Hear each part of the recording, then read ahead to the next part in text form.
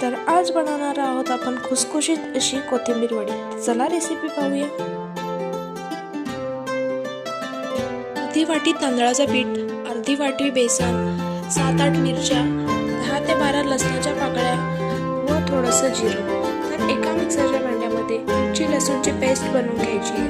2 जुड्या कोथिंबीरच्या घेतलेल्या आहेत, तुम्ही याच्यापेक्षा जास्तही घेऊ शकता।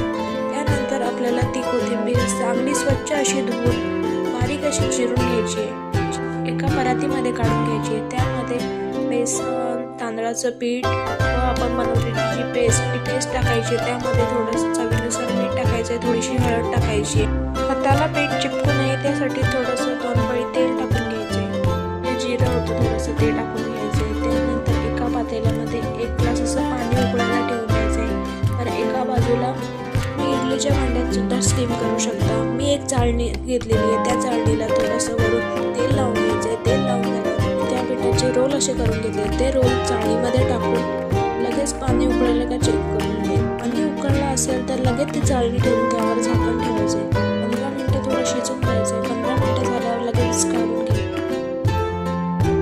थोडा वेळ थंड करून द्यायच्या। थंड झाल्यावरच नंतर एका चाकूला तेल लावून वड्या काढून घ्यायच्या। वड्या काढल्यानंतर कमी फ्लेमवरती चांगल्या अशा कुरकुरीत अशा वड्या आपल्या तळून घ्यायच्या। तळून झाल्यानंतर रेडी आहेत आपल्या खुसखुशीत अशी कोथिंबीर वडी। आवडली असेल लाईक, शेअर, सबस्क्राईब करायला